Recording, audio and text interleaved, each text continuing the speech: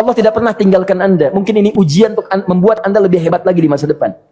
Kalau Anda tidak tahan bantingan yang sekarang, bagaimana Anda bisa mengatasi pelintiran yang akan datang? Semua keadaan jiwa kita, hati kita, perasaan-perasaan kita sudah lebih dulu bahkan pernah dirasakan oleh Nabi Muhammad SAW.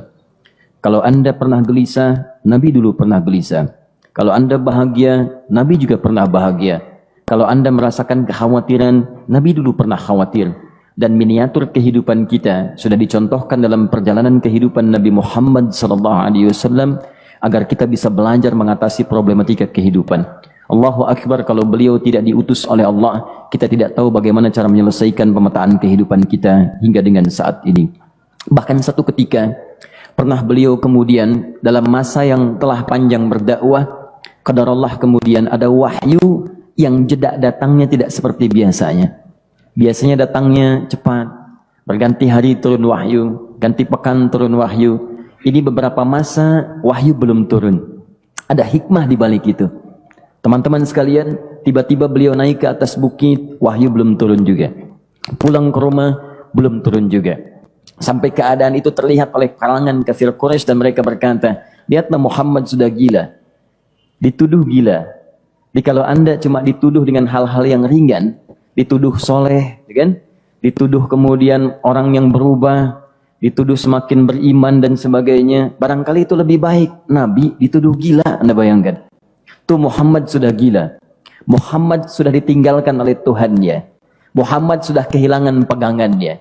Muhammad sudah tidak punya orientasi. Orangnya sudah nggak jelas, bolak-balik tidak karuan. Naik ke atas bukit seakan-akan orang yang frustasi dan seterusnya. Tapi tahukah Anda apa yang terjadi?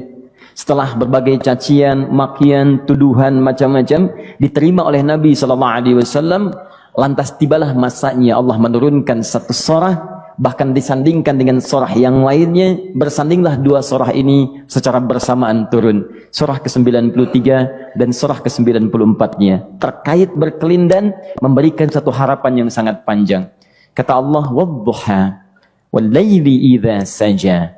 Ma wadda'aka rabbuka wa ma qala walal akhiratu khairul laka minal ula walasawfa yu'tika rabbuka fatarda alam yajidka yatiman fa'awa wa wajadaka dhallan fahada wa wajadaka 'ailan fa'aghna fa ammal yatima fala taqhar wa ammas sa'ila fala tanhar wa amma bi ni'mati rabbika fahaddits.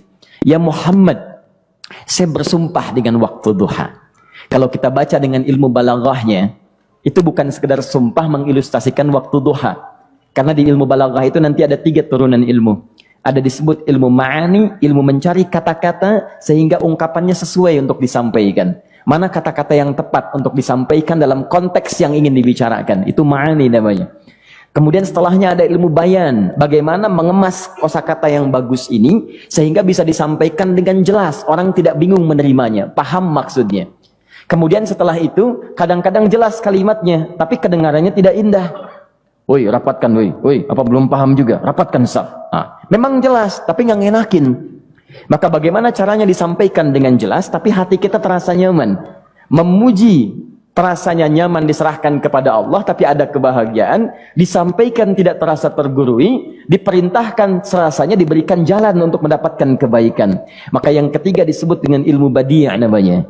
Ilmu menghiasi kalimat yang disampaikan sehingga terasa dengan nikmat. Turunannya nanti ada majaz namanya. Mengambil sebuah kalimat yang untuk diposisikan pada kalimat yang nyaman disebut dengan kinayah turunannya.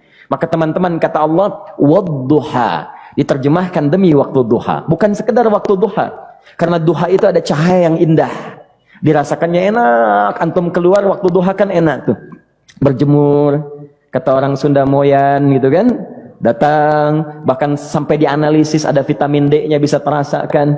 Ya, kemudian setelah itu ada kenikmatan, enak suasananya, seakan-akan dunia milik sendiri, yang lain numpang.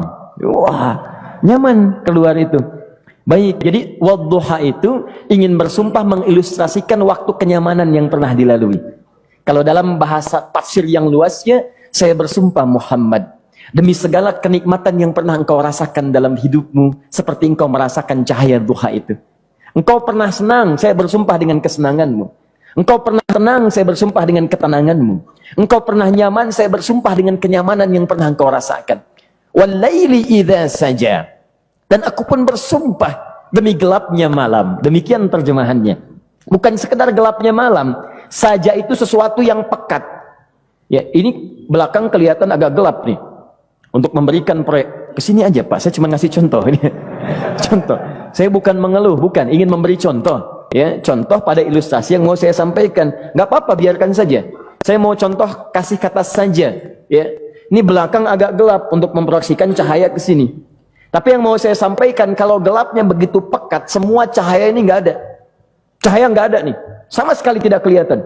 Saya mau tanya pada Anda, beraktivitasnya mudah atau sulit? Mudah nggak menemukan sendal Anda di luar?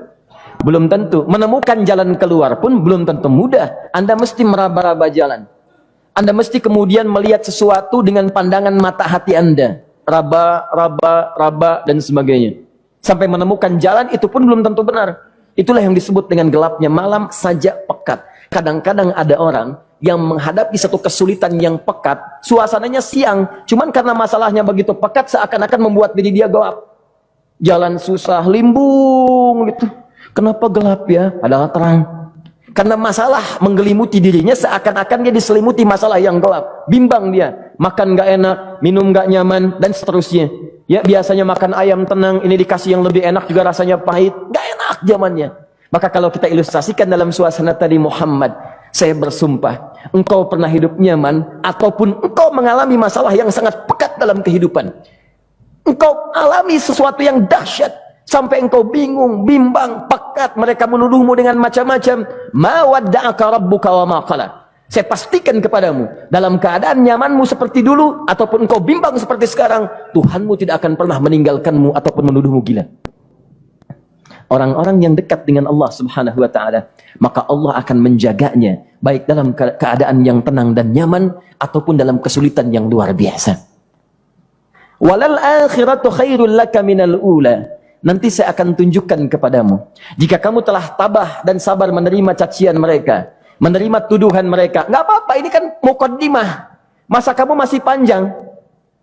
Kamu masih panjang dalam berdakwah. Kehidupan kamu masih panjang membawa tugas dan misi. Kalau kamu belum bersabar pada yang sekarang, bagaimana dengan yang di masa depan? Tapi saya pastikan kepadamu, jangankan yang seperti ini, masalah pekat yang paling hebat pun kamu akan hadapi, yang membuat kamu sedemikian sulit lebih daripada ini, yakinkan pada jiwamu, aku tidak akan pernah meninggalkanmu. Ini prinsip dalam kehidupan kita. Jika Anda menggantungkan hidup kepada Allah, Anda bersandar dengan baik kepada Allah, maka ayat ini akan mengatakan, teman-teman sekalian, Allah tidak akan pernah meninggalkan Anda dalam setiap kehidupan Anda. Nanti, sekarang perjuangan. Kata Allah, walal akhiratu khairul laka minal ula. Nanti saat kamu tiba di akhirat, saya akan tunjukkan kepadamu ada yang lebih hebat yang tidak pernah engkau rasakan sebelumnya saat di bumi. Tidak akan ada lagi kesulitan yang kamu hadapi. Tidak akan ada lagi cacian yang kamu kemudian hadapi. Tidak ada lagi kemudian tuduhan yang kemudian kamu rasakan. Aku akan berikan apapun yang kamu inginkan sampai kamu puas. Wala sawfa yu'tika rabbuka fatarda. Nanti kamu pengen apapun, aku berikan. Kalau saufa masih ada jeda, ya. Kalau bahasanya wa yu'tika mungkin seketika. Tapi ketika mengatakan saufa, artinya bukan saat ini Muhammad. Sekarang pun aku berikan, tapi nanti yang di akhirat aku berikan sampai kamu merasa puas. Ayo minta apa saja. Hadir, hadir, hadir, hadir. Tapi yang paling indah, kalau kamu tidak percaya, alam yajidka yatiman fa'awa. Cobalah ingat, kalau sekarang sedang susah, coba ingat dulu. Bukankah saat kamu yatim, aku yang merawat sampai kamu tidak merasakan kegelisahan itu? Lahir bapak tidak ada, aku cukupkan dengan kakek. Kakek meninggal, aku hadirkan ibu dan paman hadir di sekitaranmu. Ibu meninggal, ada kakek. Kakek meninggal, ada paman. Dan Khadijah hadir di sekitaranmu. Bukankah aku rawat pada saat itu? Wajadaka dhannan fahada. Kamu sedang bingung, sedang susah. Bukankah sering aku berikan petunjuk kepadamu? Wajadaka ailan fa'aghna. Kamu merasakan kesulitan, lahir dalam keadaan yatim, tidak ada pendukung, maka aku jadikan kaya. Bukankah saat kamu menikah dengan Khadijah, aku tambahkan lagi pendukung untuk misi dakwahmu?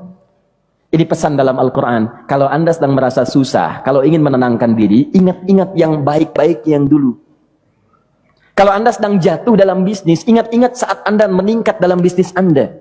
Allah tidak pernah tinggalkan Anda. Mungkin ini ujian untuk membuat Anda lebih hebat lagi di masa depan.